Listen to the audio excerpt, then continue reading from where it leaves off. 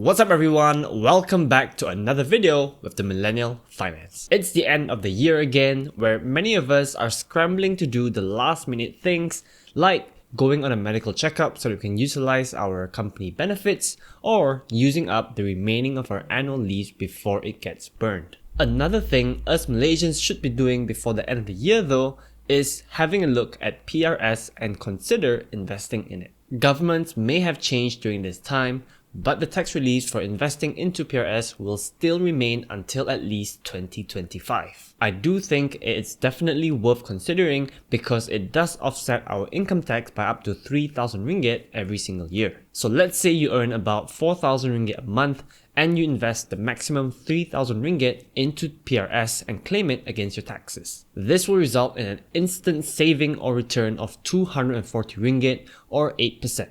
Where else are we going to get that kind of instant return on our investments? Last year, I made the same video about how PRS is probably worth it, but because I'm an idiot, I didn't actually invest in it myself. This year though, I decided to finally do it, so I'll be sharing how to go through this process. Cha-ching! As a quick refresher, PRS or the Private Retirement Scheme is a voluntary long-term investment program designed to help us save for retirement. Being in line with its objective, the way it works is very similar to EPF where we can only withdraw our investments when we get closer to retirement. And that's actually the only catch of PRS. If you need this cash short term, then this probably isn't the right choice for you. It's more for those of you who have that little bit of extra cash sitting around, you don't know what to do with it, and you want to get that sweet tax refunds come next year. Similar to EPF though, you can withdraw a portion or all of your investments into PRS if you fall into certain categories, like let's say you want to buy a house, you need it for healthcare reasons, or if you're leaving the country permanently. Unlike EPF though, you can actually withdraw the entire amount of your account B at any time you want, but you will be subject to an 8% tax penalty. So in a nutshell, PRS works very similarly to EPF, with the major difference being that this is completely voluntary, whereas EPF is mandatory for employees in Malaysia. To be completely honest, I would 100% skip PRS if they didn't have the tax relief. But the fact of the matter is, they do have it, which is why we're making this video today. So how do you actually invest in PRS, especially for those of you who are doing it for the very first time? I looked online across many articles, many websites, figuring out how to set things up, and most of them looked very complicated. In the end, I decided to bypass the complex processes and tried doing it directly with Fund Supermart. This may sound like it's sponsored, but to be very clear, this video isn't sponsored by them. We don't even have an affiliate link, and I don't know if there are any other platforms out there that helps with the convenience like they do. But basically, if you decide to go the Fund Supermart route as well, all you have to do is create an account with Fund Supermart and filter for PRS funds. No, you cannot invest into any mutual fund out there and say that this is a PRS investment.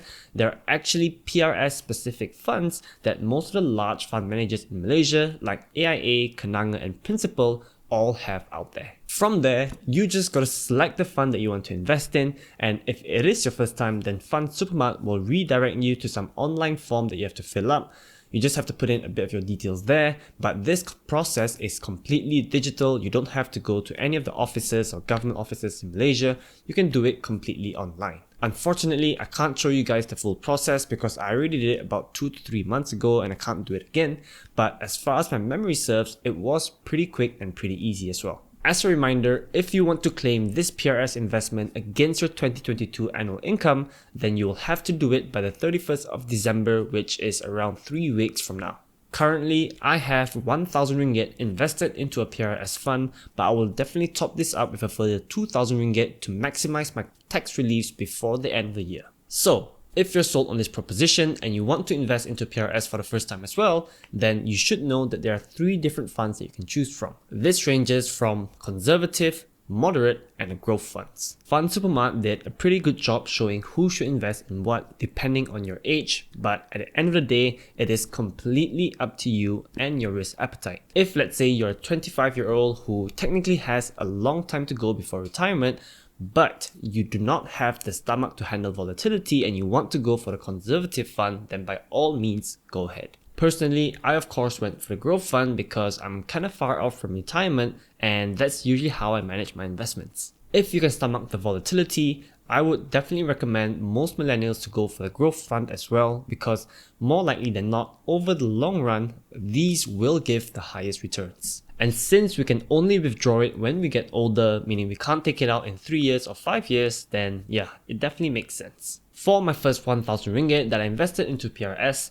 I went for the Asia Pacific excluding Japan fund from Principal because they have been doing pretty well over the last few years, and I kinda like Principal as a fund manager. Also, I wanted to have that added exposure to the Asia Pacific region in my overall portfolio. I do believe this region will perform well over the next decade or two. For the remaining 2,000 ringgit that I do want to add before the end of the year though, I'll probably look for 2 more different funds just to diversify a little bit and have a bit of fun with the funds in my portfolio. I don't really have any recommendations for specific funds to choose from because that's completely up to you, but you can do all your research from the Fund Supermart website directly. For example, you can get fund fact sheets. So usually when I invest into mutual funds, I don't really invest into mutual funds myself, but for cases like this, what I generally look for in the fund fact sheets is what these funds are investing in, so what countries these stocks are from, what are their top holdings, and how they have performed against their benchmark over the last few years. So, for those of you who have that extra bit of cash that you don't need in the short to medium term